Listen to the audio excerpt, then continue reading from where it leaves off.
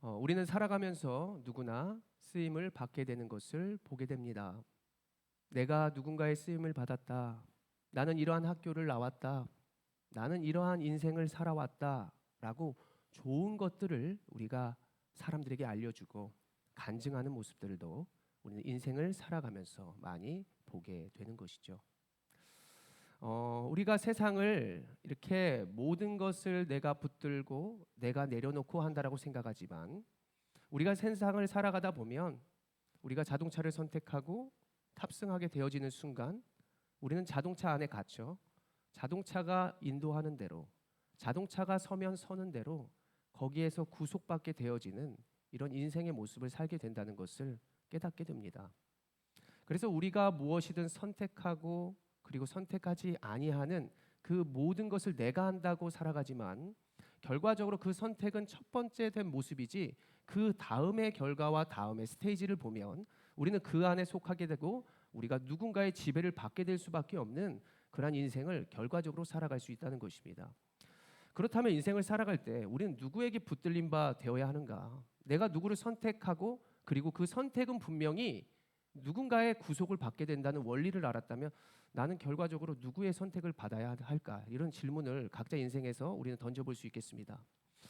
저는 그래요. 저는 썩어지는 것과 똑같은 인간에게 지배를 당하거나 구속당하고 싶지는 않습니다. 여러분들의 생각은 어떠합니까? 기계, 똑같은 사람에게 구속을 당하거나 그들의 사용을 받기를 원하십니까? 저마다 아니라고 할 것입니다. 저는 영원하신 하나님 오직 그분에게 붙들린 바 되고 그분에게 구속되며 또 그분의 뜻대로 살아가기를 원합니다. 저와 동일하시면 아멘. 네, 아멘이신 줄로 믿습니다. 어서와 교회는 처음이지라고 하는 책을 쓰신 조대현 목사님이라는 분이 계십니다. 그는 어렸을 때부터 매우 가난하여서 너무나 힘들었다라고 간증을 하였습니다. 자신의 부족함을 간증하면서 그 부족함이 결과적으로 어떻게 되었다? 변화가 되었으니까 그분이 간증을 하였겠죠. 17세 청소년이 되던 시기에는 너무나 찢어지고 가난하고 친구들이 놀려서 자살 시도를 여러 번 했다고도 합니다. 그러다가 그 절망과 어려움 가운데 사람들이 나를 도와줄 수 없음을 깨닫게 되고 결과적으로는 보이는 그 현재보다는 보이지 않는 것, 내가 무엇을 가지고 있을까? 그리고 보이지 않는 그 무언가가 또 이 세상에는 존재하는 것일까라고 하는 곳으로 눈을 돌렸다고 합니다. 그러다가 28살 때에 하나님을 만나게 되는데 그것에 대한 증거는 세상에 보이던 것이 달라지게 된 자신의 현실을 보게 되면서 자신이 눈앞에 있는 것이 아니라 눈앞에 보이지 않는 것을 생각하는 그런 삶의 태도로 말미암아 보이지 않는 하나님을 경험하게 되었다는 것이죠. 그의 생각도 이제는 삶의 태도가 바뀌니까 혼자야라고 생각했던 것이 아니야, 누군가가 있어. 하나님을 믿지 않는 자들은 아마 귀신이 옆에 있어, 누군가가 날 따라다니는 것 같아 두려움이 갖고 있지만 하나님 믿는 사람은 하나님이 내 곁에 함께 계셔. 하나님이 언제나 나와 함께 계셔. 이런 믿음을 갖게 되는 것이죠. 그럼 보이지 않는 하나님이 나와 함께 함을 느끼게 되면서 약한 일을 만날 때는 하나님과 함께 하면 되고 또 어떠한 내가 할 수 있는 일을 만나면 하나님 보십시오. 제가 한번 해보겠습니다. 라고 하는 태도로 그분이 나아갔더라는 것입니다. 세상에 보이는 것을 어렸을 때부터 그렸다 그랬습니다. 그분은 어렸을 때부터 보이는 것을 굉장히 그리는 걸 좋아했는데 이제는 보이지 않는 그 무언가를 그리게 하고 사랑과 어떤 인간의 마음들을 이렇게 그리게 되면서 결과적으로는 보이지 않는 하나님을 그리고 복음을 나타내는 만화로, 사람들에게 친숙한 만화로 그는 만화가로 활동하게 되어서 사람들 앞에 복음을 말씀하는, 전하는 그런 목사님이 되었다고 합니다. 그분이 그린 그림이에요. 다 먹고 싶어요. 다 갖고 싶어요. 식욕과 소유욕, 명예, 교만, 더 높아지고 싶어요. 자랑하고 싶어요. 세상에 보여지는 것, 사람들이 좋아하는 것들을 먼저 딱 드러내는 것이죠. 그러면서 받아라. 이제 누가 주는 거예요. 진짜요? 정말 주는 건가요? 그래, 성령을 받아라. 그래야 절제가 가능하단다. 이렇게 하는 이제 만화를 그리면서 목사님이 이제 복음을 이렇게 전해주고 있는 것이죠. 또 다른 것은 정말 잘 드시네. 갑자기 나도 빵이 먹고 싶다. 와와, 피부가 정말 좋네. 나도 저런 피부를 갖고 싶다. 행복해 보인다. 나도 저렇게 살고 싶어. 그러니까 좋은 리더는, 좋은 사명자는 욕구를 불러 일으킨다는 것이죠. 어떠한 욕구를 불러 일으키기를 원하십니까? 지금은 이제 조인교회라고 하는 송파구에서 담임 목사로 심호하시면서 아직도 설교할 때 저렇게 만화로 이렇게 설교를 하고 사람들에게 자신이 가진 것으로 또 그 가진 것에서 하나님이 변화시켜 주시는 그 모양으로 그가 계속해서 하나님을 잘 섬기고 있더라는 것이죠. 자, 오늘 모인 우리들은 무엇으로 복음을 나타낼 수 있을까요? 다시 말해 보이지 않는 것들을 어떻게 증거하며 어떻게 사람들에게 나타내며 살아갈 수 있을까? 지난날에 세상 앞에서 자랑했고 그리고 내가 드러냈고 하나님이 또 나에게 허락하신 그 선물과 우리의 장점들은 무엇이라고 생각하십니까? 이 마음을 가지고 오늘의 말씀 디모데전서 1장 12절의 말씀을 함께 읽어봅니다. 시작. 나를 능하게 하신 그리스도 예수 우리 주께 내가 감사함은 나를 충성되이 여겨 내게 직분을 맡기심이니. 아멘. 나를 능하게 하신, 나를 힘있게 하신 이런 뜻입니다. 권능, 나를 힘있게 하신 이런 의미고, 충성은 믿을만하다라는 것이죠. 하나님이 나 믿어준 겁니다. 내가 하나님을 충성히 여겨 나아갔던 것도 하나님은 믿었답니다. 이것을 삶에 허락하셨다는 것인데, 우리가 이 바울의 고백을 보면서 누구나 힘이 있다는 것을 알게 되는 것이죠. 그러나 그 힘이 누구에게서 오느냐? 스스로의 힘이냐? 누군가가 나를 응원해서 받는 힘이냐? 아니면 누가 보이지 않지만 밀어주는 힘이냐? 그 힘은 저마다 각자 간증하겠지만 그 힘은 누군가에게, 모두에게 있다. 숟가락 들 힘만 있으면 우리는 살 수 있다. 뭐 이런 말도 들어보셨잖아요. 모두가 힘이 있을 수밖에 없습니다. 그리고 누구나 믿음이 있을 수밖에 없습니다. 그런데 누군가로부터 오는 것이냐, 내가 무엇을 믿는 것이냐라고 하는 차이만, 간증만 다를 뿐입니다. 우리가 무엇을 사용할 때 어떠한 힘을 쓰게 되는데, 우리가 어떤 믿음으로 어떠한 도구가 되기를 원하시는지를 생각해 봐야 합니다. 힘이 있고 누구나 도구는 있다. 누가 주신 힘으로 내가 누군가에게 이것을 가지고 나아가는가? 누구의 도움을 주기 위하여 내가 나아가는가? 이런 것들을 우리가 철저히 조금 생각해 봐야 하는데, 사도 바울이 12절에 이야기하기를 하나님께서 내게 그 무언가 때문에 직분을 맡기셨다는 것이죠. 나를 통하여 충성되이 여겨 주셔서, 믿을만 하여 주셔서 직분을 주셨다는 거예요. 오늘 사도 바울은 에베소 교회를 제자 디모데에게 맡겼습니다. 자신이 세웠지만 복음 전도 때문에 바빠서 믿을 만한 사람들에게 맡겼어요. 그렇다면 하나님이 여러분들에게 맡긴 그것은 무엇입니까? 맡길만 하니까 주셨는데, 맡긴 것은 자녀를 맡겼죠. 그렇죠. 자녀가 벌써 2명이에요. 한 명이지만 감당하기 어려운 딸을 허락하셨어요. 충성되이 여겨 직분을 맡겼다. 집사 이런 거 생각하면 안 돼요. 직분을 맡겼다는 것은 그만한 하나님이 믿음이 있어서 감당할 수 있는 것이어서 허락했다. 그것을 우리가 생각해야 합니다. 자녀들 감당하지 못하면 우리가 더 나아가 다른 거 감당할 수 없죠. 감당할 수 없음을 깨닫게 하는 것은 너 하지 마, 할 수 없어가 아니라 너가 지금까지 무슨 힘으로 감당했지? 무엇을 믿고 무엇이 주는 힘으로 감당했지? 제가 옛날부터 교만했던 것은 나는 다양한 것을 할 수 있어. 지금 제가 자막을 넘기고 있단 말이에요. 오늘 집사님한테 지금 부탁하면 집사님 정말 잘해 주셨을 텐데, 이거 하면서 나는 춤도 추면서 노래도 하면서 이렇게 하나님 섬길 수 있어. 나는 너무 다양한 거를 잘하거든. 근데 주님 앞에서 이거 이렇게 제가 하잖아요. 실수투성인 거예요. 세상 앞에서 되게 잘했는데 주님 앞에서 내가 자랑하고 내가 내 여러 가지를 한다라는 것을 드러내는 순간 하나님은 그것을 제대로 되지 못한 모습으로 들추신다는 거예요. 까불지 마. 네 힘으로 하는 거 아니야. 오래 하지 못해요. 자랑하지 못해요. 그래서 찬양도 도리어 실수하고 부족하지만 진실되게 하는 사람과 막 자랑하듯이 세상 노래하듯이 하는 사람이랑은 달라요. 한두 곡 들으면 끄고 싶지만 실수하고 틀리고 하지만 진짜 진심으로 다해서 하는 찬양이 나에게 들려지게 될 땐 계속 함께하고 싶고, 그리고 계속 사람의 욕구를, 사람이 그것을 알게 되기를, 아까 만화도 보셨지만 그래서 하고 싶은 거예요. 같이 나도 되게 하고 싶다. 나도 같이 하고 싶다가 돼야지 너 혼자 잘해봐라 이렇게 되는 이런 모습들은 하나님이 바라시는 것이 아니라는 것이죠. 그래서 우리는 사도 바울을 통해서 우리가 어떻게 섬겨야 할지 이런 부분을 보게 되는 것입니다. 자, 제가 한번 물어볼게요. 너는 입이 있고 그리고 소리 낼 수 있는 힘이 있으니 지금 하나님을 찬송해봐. 뭐라 그럴 거예요? 변명 되겠죠. 힘이 없어요. 노래 못해요. 노래 못하면서도 세상 가서는 콧노래도 부르고 다른 것들은 와, 저 건물이 너무나 멋있다 찬양하잖아요. 찬양이 뭐예요? 내가 마음 다해서 소리 내서 높이는 거 아니겠습니까? 우리가 여러 가지를 생각해 보면 힘이 없어요. 새벽에 못 일어나요. 근데 이제 어떤 목사님이 그 얘기를 했어요. 설교 중에. 목사님, 저는 새벽에 죽어도 못 일어납니다. 정말이에요. 근데 못 일어났던 어떤 집사님이 갑자기 새벽 예배를 나오는 거예요. 그래서 집사님 무슨 일이세요? 못 일어나신 집사님이 어떻게 나오신 거예요?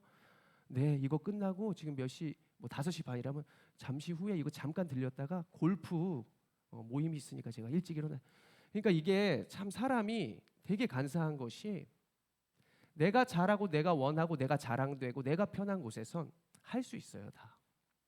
그런데 제가 갑자기 어떠한 목회자가 어떠한 사람이 나한테 갑자기 불현듯 나타나서 시키는 거죠. 하나님이 하신 건지 뭔지는 모르겠지만 우선 내가 기도하는 자리에 있으면 그게 하나님의 음성인지 아닌지를 분별할 수 있다고 했습니다. 자, 너는 입이 있고 소리 낼 수 있으니 찬송해봐. 제 한번 못했는데 한번 해보겠습니다. 주님, 이렇게 하는 거죠. 하나님께서 때로는 우리에게 이렇게 안 된다는, 내 기준에서 안 된다는 그 상황과 모습들을 왜 주실까? 상황들을 왜 주실까? 저는 조금 믿음이 성장해서 이렇게 생각해요. 올 것이 왔구나. 어떤 의도지? 누군가 나를 테스트하는 것일까? 누가 나를 지금 모함하는 것인가? 여기에서 한 걸음 믿음이 성장하면 주님이 지금 나 또 한 번 또 더 좋은 것들을, 나의 근육을 또 나의 지경을 좀 더 넓히시고자 하나님이 주시는 거구나.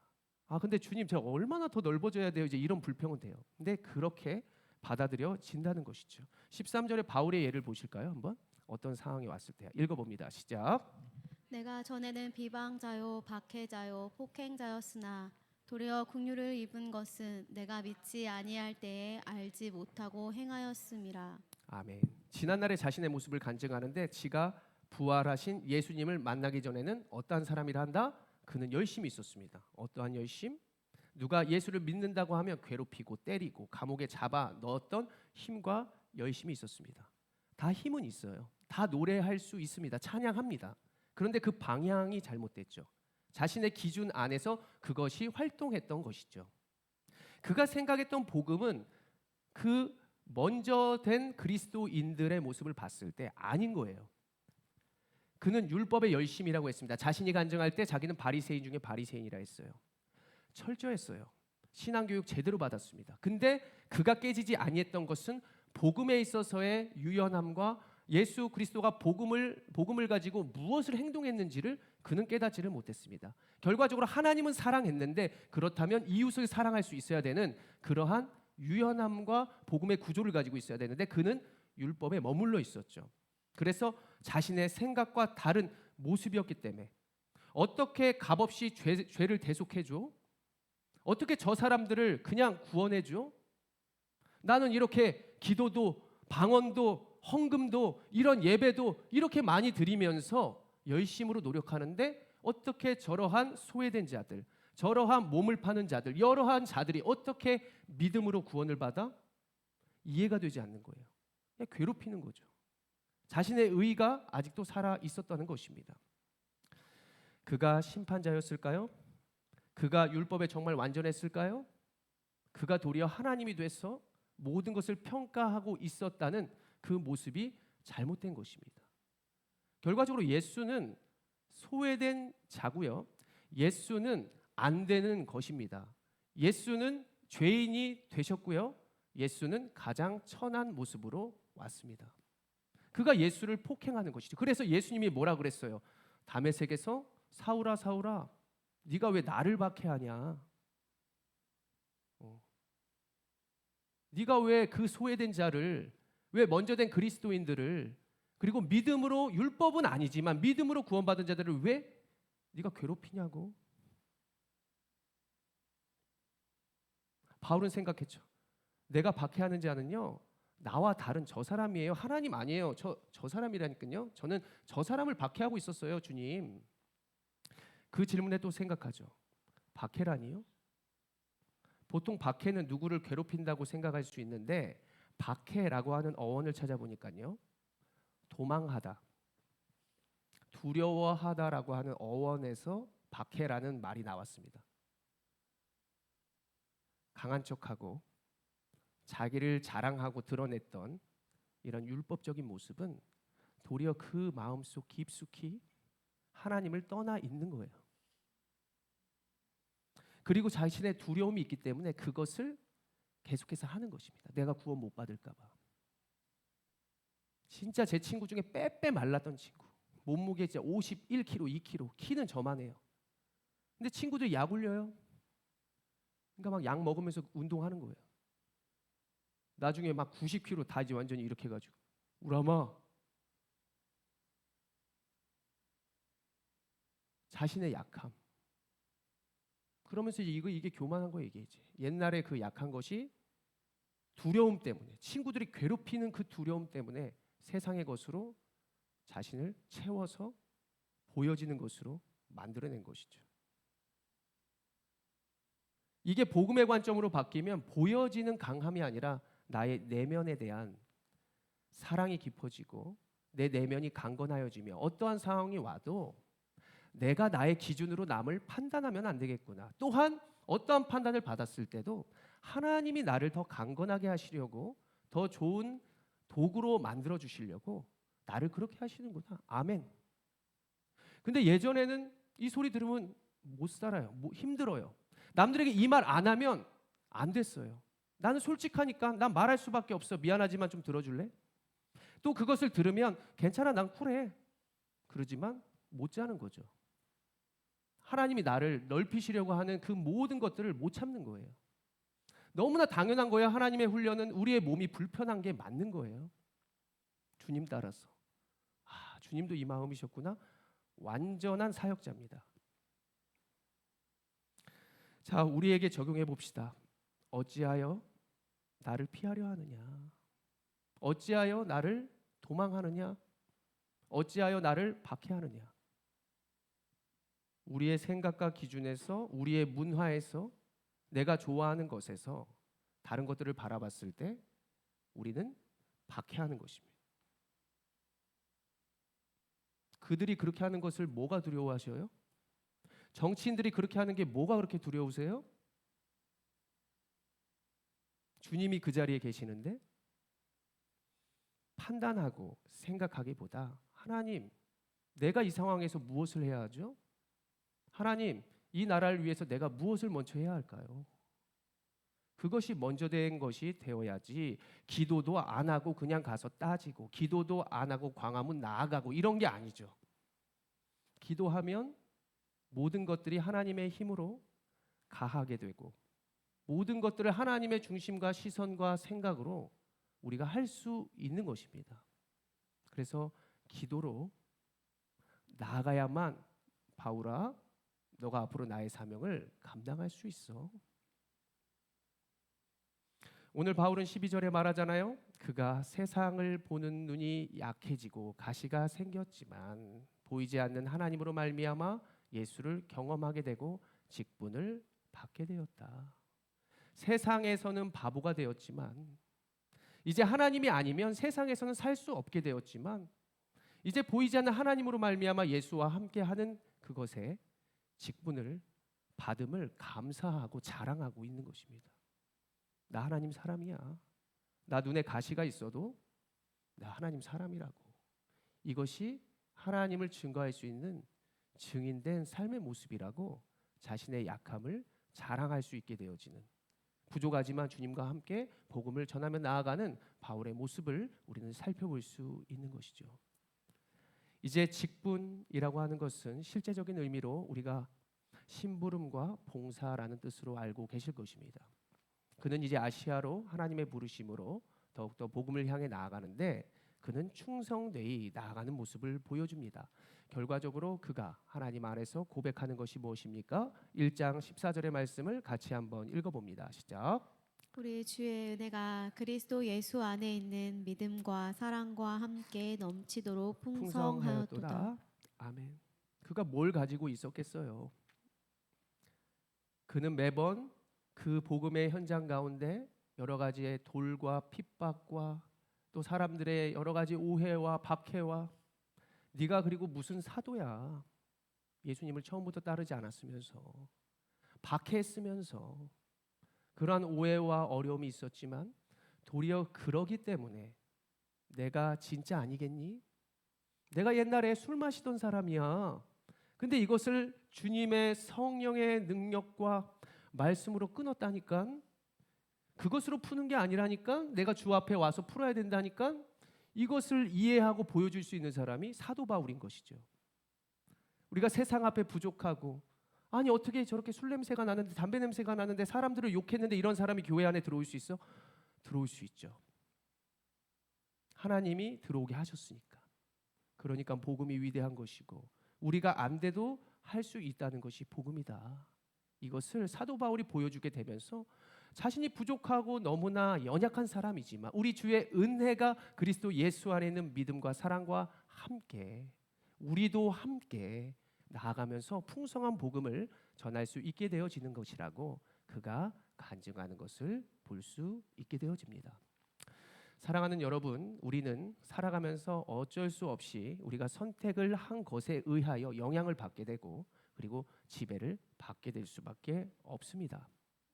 하나님을 믿는 자들에게는 하나님께 붙들림 바 된 하나님의 은혜가 있다는 것을 꼭 믿으시기를 바랍니다. 그 은혜로 말미암아 하나님께서 오늘 우리가 부르심 가운데 한 걸음 더 나아가게 하기를 원하는데 이 시간 우리의 장점 또 하나님께서 주신 은사들이 다 있다면 기도하면서 이것을 가지고 내가 어떻게 하나님께 사용할까? 어떠한 기준에서 내려놓고 내가 하나님의 뜻과 마음으로 앞으로 사역하며 살아갈까라고 하는 생각들을 다 가지시면서 먼저는 교회를 위해 기도할 때요. 화려하고 여러 가지 다양한 것을 원하는 것이 아닙니다. 먼저 예배자로 그리고 기도하는 모습으로 가장 중심된 우리가 그러한 삶의 모습을 하나님 내가 원합니다.